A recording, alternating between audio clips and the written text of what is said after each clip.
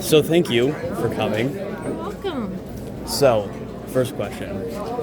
Which, out of all of your advisors, how many you had, 2, 12, Yeah. 32, which one do you think has made the most profound impact on you as a person?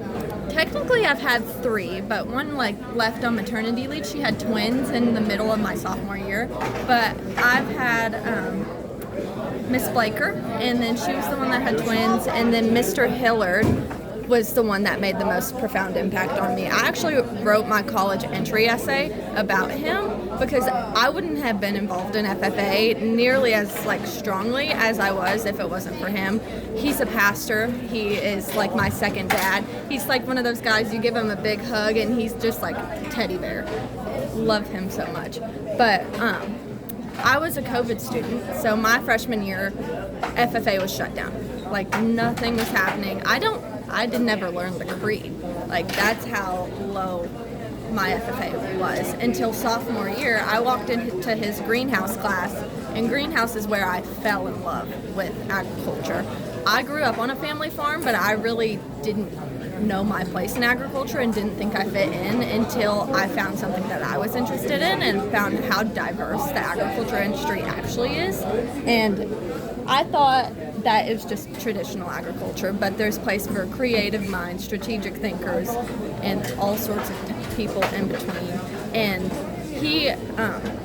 I was one of them that sat in the back of the class and had my headphones in, and he would ask me every day what I was listening to. And that built the connection that you wouldn't think that one little thing like that would build a whole relationship, but it does. Little things matter. And over time, I got more involved and really started to love it. And he, like we were talking about earlier, forced me out of my comfort zone. He was like, you are filling out this officer application. I'm not giving you a choice. And then I ended up vice president.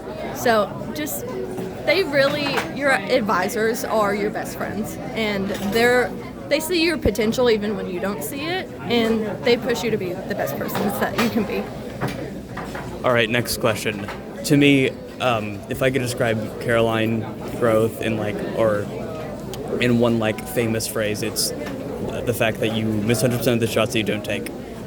What do you think your, famous quote that pertains to you and how you see the world? Well, one of my main mantras of life is everything happens for a reason. And as time goes on, you really see that, because even if things fail in life, God has a plan, and that in time will go better. Through the entire SOC process, we were all very stressed, as you might guess, but we kept on coming back to the fact that the people that didn't get it in the past didn't get it for a reason. And one of my best friends, Sierra, she's reporter on our officer team. She told the story of how one of the people from her chapter that didn't get state office, she wouldn't have been able to go to her and move into college because of the busy schedule if she did get state office, and she met her husband in the move-in line. So things like that play out over time, and you just have to all trust in the plan, because you'll be where you're meant to be. That is a very cool thing. What do you think, so as an individual member or just as an officer, what do you think is one of the biggest problems, or at least the most important problem, that we as individuals can help with? There are many problems with agriculture, as there always have been and always will be, but what do you think is the easiest one for us as individuals to take care of? I think just the misinformation of the agriculture industry. Being in agriculture myself, I didn't understand truly what it was until FFA. And the fact that I grew up in it and didn't understand it, my why in being a state officer was that exactly. Because it terrifies me knowing that the agriculture industry could be portrayed in such a way by somebody that was in it. Just imagine somebody that had never been around it. and just the average consumer. And agriculture is the backbone of our entire society. It is how our society came to be as advanced as we are today. We went from hunters and gatherers to being communities. And so agriculture is something we need to advocate for because it's our food, it's our clothes, it's our homes. It's really everything. And if that goes away, we go away. And I think there's about 2% of Americans right now that are in agriculture, and 1% is family farms. So it has to go somewhere, because if you keep on relying on family farms over time, that'll go away. And I am that part of that 1%, but I love to see new people come in. Like Locust Trace, I love your chapter because I get to see so many new faces from so many different backgrounds. And it's just really important to advocate for the industry in general because we love it, but we need to make everybody love it. So, as you have just been elected, not like how many, like almost a few weeks ago, Yeah. 2-3-ish weeks ago,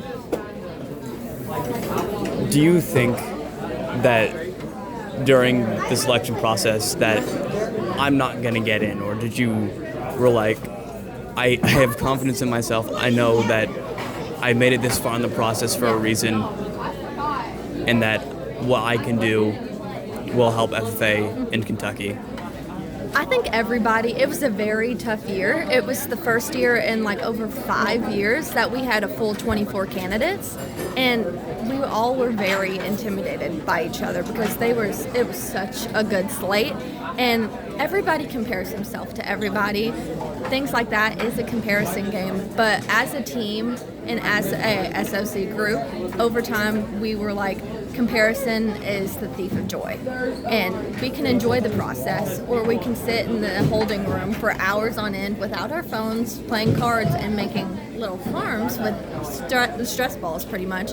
And it's just, you can't stress about what you're doing in life because everything happens for a reason. We're all there for different reasons. But I definitely compared myself a lot.